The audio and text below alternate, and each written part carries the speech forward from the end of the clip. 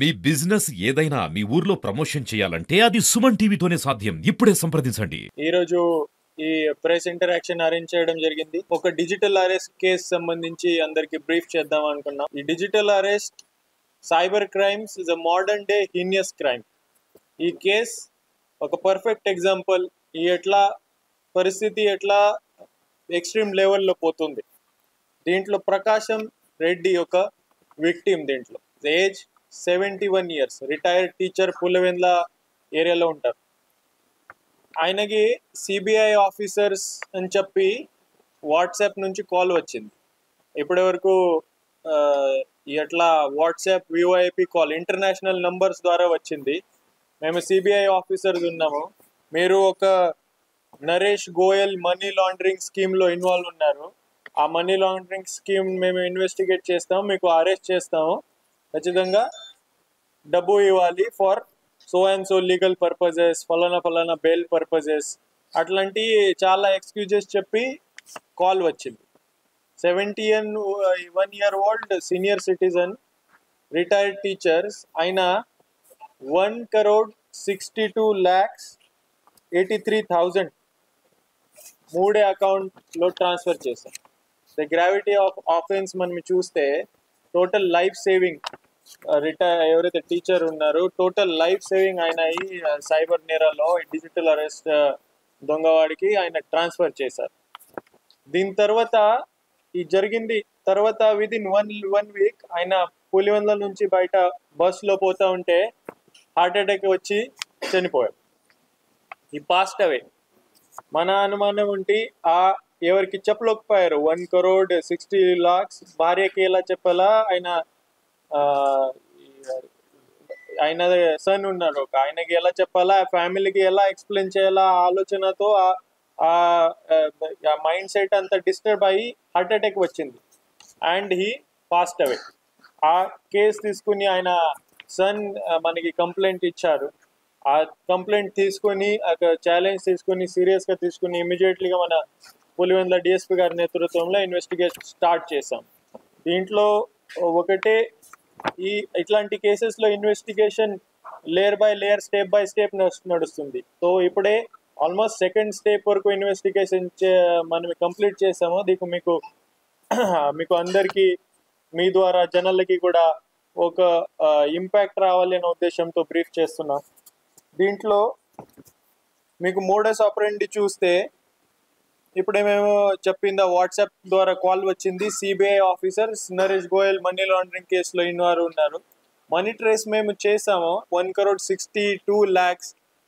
At the end of the day ఈ multiple layers ద్వారా వీళ్ళే US$ ఒక క్రిప్టో కరెన్సీలో కన్వర్ట్ చేసి డబ్బు బయట పోయింది. ఇప్పటి వరకు చేసిన ఇన్వెస్టిగేషన్లో బయటికి వచ్చింది.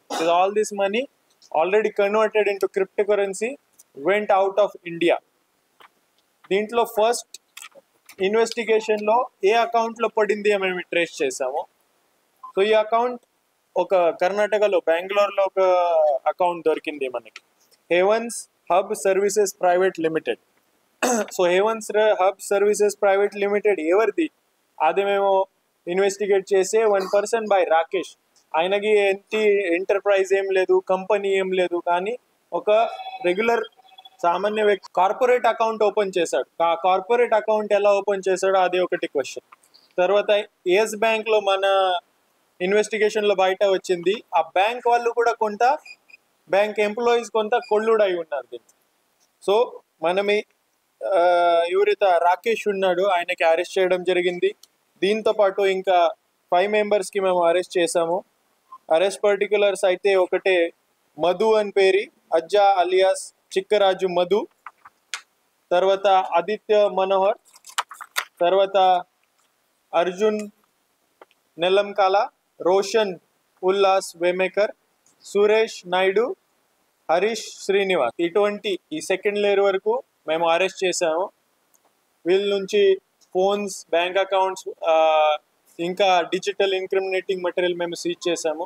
1,05,000 వరకు క్యాష్ కూడా సీజ్ చేయడం జరిగింది. మెజారిటీ అమౌంట్ వీళ్ళు ఆల్రెడీ క్రిప్టో కరెన్సీలో కన్వర్ట్ చేసి ఉన్నారు. సో సెంట్రల్ ఏజెన్సీస్తో పాటు డీజీపీ గారు ఆఫీస్తో మేము గైడెన్స్ తీసుకుని, అక్కడ ఉన్న ఆఫీసర్స్ గైడెన్స్ తీసుకుని ఆ డిజిటల్ కరెన్సీ కూడా మేము ట్రేస్ చేయడానికి ఇప్పుడే ఆల్రెడీ స్టార్ట్ చేసాం.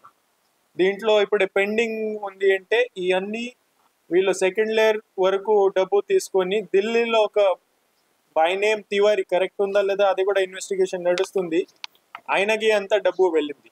ఆయన గురించి కూడా ఇప్పుడే టీమ్ ఫామ్ చేసి ఫర్దర్ ఇన్వెస్టిగేషన్ మేము కంటిన్యూ చేస్తూ ఉన్నాం. ఈ ఆల్ ఆఫ్ దీస్ అక్యూజ్డ్ కి ఒక మధు అయినంత వ్యక్తి ఉన్నాడు. ఆయనకి మీద క్రిమినల్ హిస్టరీ ఉంది. ఇంతకు ముందే హైదరాబాద్ సైబర్ క్రైమ్ లో క్రైమ్ నంబర్ 1192/25 ఆయనకి సేమ్ డిజిటల్ అరెస్ట్ కేసులో రిమాండ్ చేయడం జరిగింది Hyderabad cyber cell. Roshan Shivaji Nagar PS లో క్రైమ్ నంబర్ 286/25 ఆయన కూడా అప్పుడే రిమాండ్ చేయడం జరిగింది.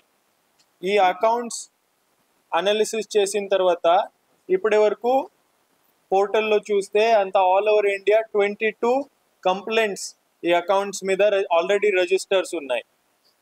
సో ఇప్పటి వరకు వచ్చిన ఇన్వెస్టిగేషన్ వరకు చెప్పాల్సిందంటే స్పెషల్లీ అగైన్ ఈ ఎట్లాంటి డిజిటల్ అరెస్ట్ సైబర్ క్రైమ్ ఒక దారుణంగా ఫ్యామిలీకి డిస్ట్రాయ్ చేయడం వరకు వచ్చింది.